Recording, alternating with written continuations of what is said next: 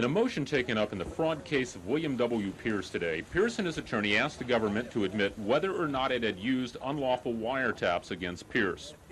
Pearce suspects that because of his contacts with CIA badman Ed Wilson and because of telephone calls that he has made to Libya, that his phone calls have been monitored. But federal prosecutor Philip Krajewski says no. He says there have been no wiretaps, and he says that none will be introduced as evidence. After the hearing, Pearce's attorney Robert Flynn told us that Krajewski's information is not based on all of the information available to him.